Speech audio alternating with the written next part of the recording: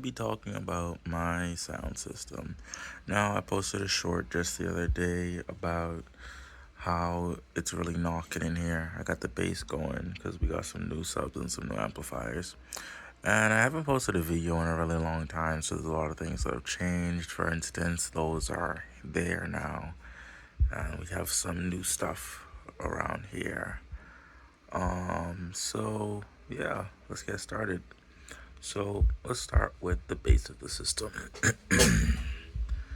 Here we have two AV receivers. We have a Denon AVR 2800, not the new one of the older ones, as you can tell. And we also have a Yamaha HTR 5440. I have the pre-outs from this guy running to the Yamaha, and I have the Yamaha amplifier powering these, while the Denon powers the Clips speakers, and they're both using both A/B channels because I don't have surround enabled. When you use 5-channel stereo on the Denon, the surround channels get less power. Well, actually, they get less power in general, even when you set it up on a Dolby setting or whatever.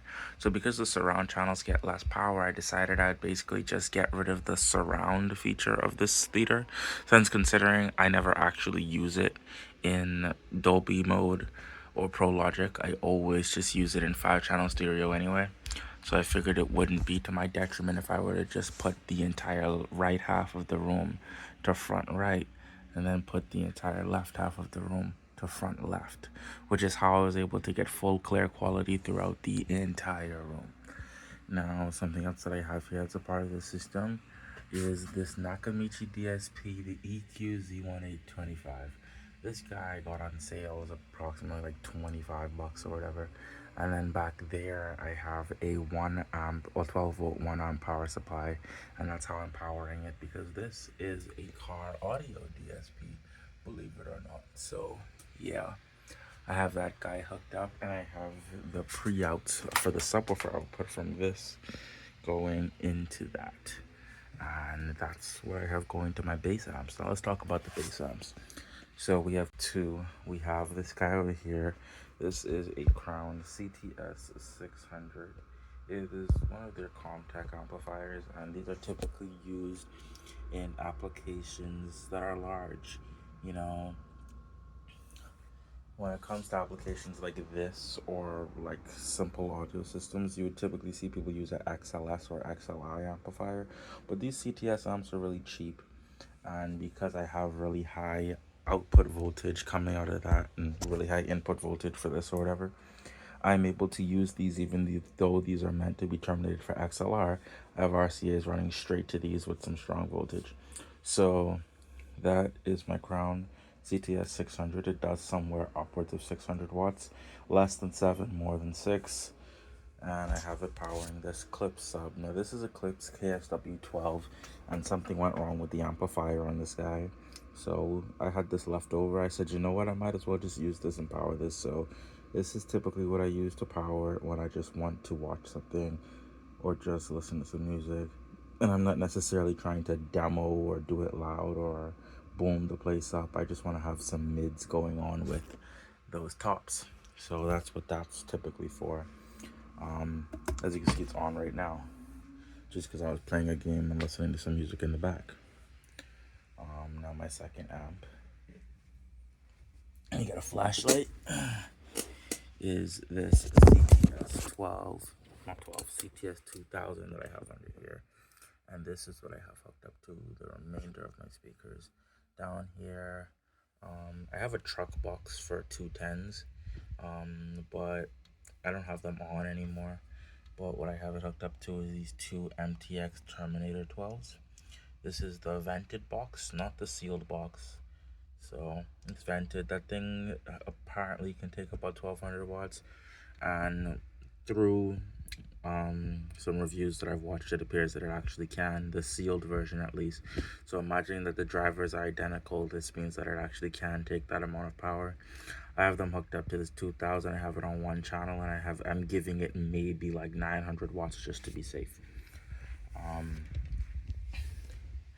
And then on this side over here, I have two Scar Audio IX D412s. Now, these are the bottom of the line subs from Scar. I mean, absolute bottom of the barrel. These guys can maybe take 500 watts on a good day, and at some point I do plan on upgrading them, but it's whatever. And that's as far as all the speakers go. I have 512s. Now, I would like to get 6 at some point, because I do have a box back here behind this arcade, but I just decided I wasn't gonna hook it up yet. Especially considering I still have a power supply and a car audio amplifier here that pushes out at least like 600 watts. I could always just put a good little sub back there, and that wouldn't be a problem. I just need to buy a driver. So that is my system as far as the subs goes. Now let's clarify some things here. While I do have approximately 2600 watts of power on the subs, when it comes to my mids and highs, these guys hooked up to the AV receiver on a good day, they should be getting about 75 watts each. So I'm looking at about 600 watts for my mids and highs, and 2600 for the subs. And these are not on, neither are those. Now back there I have a RCA splitter that I used to use to connect these and these, as well as some of these, but I don't bother with these anymore because it's kind of not necessary. But that is the deal. We have them all hooked up, a system of about 3200 watts, and it sounds clear and it hits low. Well, hits low is a lie, because these are just some prefab boxes. I'm sure there are some purists in the car audio scene that would talk negatively regarding this, and then there are the people who genuinely would just appreciate me having fun. Let me tell you, I'm having a whole lot of fun. So yeah, leave your critiques if you'd like. Maybe I'll take some advice from some of you guys if you have anything actually constructive to say. But if not, then you can save that for another time, because right now I'm having a whole lot of fun. But let me also show you some little tidbits that I have around here. So as you see on my little media table here, I have a turntable, I have an Alex A, and I have this CDJ. And these are all hooked up to the system in one way or another, believe it or not. The way I have these hooked up is through this right here. This is a Prozor RCA switch. I made a video about it.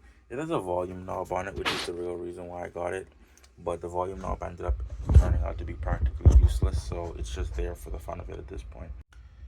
So this is a switch that I use so I can switch it between 1, 2, 3, and 4. My TV used to be connected using RCA, so it was 1 for Alex A, 2 for the CDJ, 3 for the turntable, and 4 for the TV. But these days I have the TV hooked up using optical straight over there, and I just switch it on and off using the analog and digital outputs on that amp. As you can see right now, it's on digital, so that's kind of why this is a little bit deprecated, but I still use 1, 2, and 3 to make this stuff work. And yeah, that's the deal. That's how I listen to all my CDs, and that's how I listen to some of my records. And I have it all intertwined. This is as I would have imagined it. This is what I would call my dream system. This is something that would make me drool about 5 years ago. And within the last 5 years, we've come a long, long, long way. And I am very satisfied with the progress that I've made in here. When I get some time and my parents aren't home so I can turn it up, I will show you guys what exactly it can do completely and do a full overview. But for now, all we have is one YouTube short, and I guess I'll clip it to the end of this video. When I say the place rattling, boy, I ain't joking.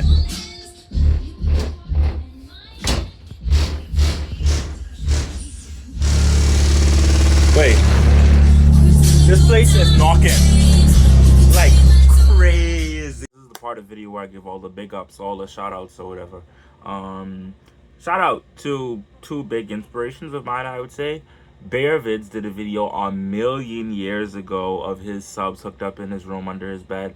And I had already at the time had an idea of doing my own kind of like spin on that. And I had a sub box. It was a shallow mount box for a under seat for a F-150, and I had 210s in it. And I had it under my bed about 4 years ago. And those were the videos that I was watching when I thought, oh yeah, this is what I want my system to be. That was what inspired me to go get an AV receiver that had a good power output, because I watched his video of where downstairs the sink was shaking.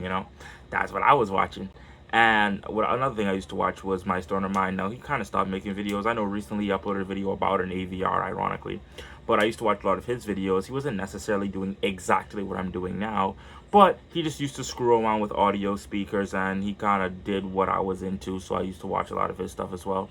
And honestly, it's really hard to find content like this on the platform these days. People are not typically doing this. Now, I know there's a guy on there. He has 2 Orion 12s. I cannot remember his name, but he has it hooked up using a head unit and a serious beefy power supply. Shouts out to him as well. If anyone has his name, drop it down there. And another dude who I know recently kind of got into space, I believe, who I just recently found out about, Sine Wave 02. He has two 15s, I want to say, in 22 hertz ported box, 2 separate boxes. They knock the house down. He started putting stuff out more recently, and I came across his stuff, and that was also a little bit of inspiration as I was coming to the tail end of finishing this project here. So shouts to everybody who has been keeping the space alive, and I just wanted to share my spin on, well, car audio indoors.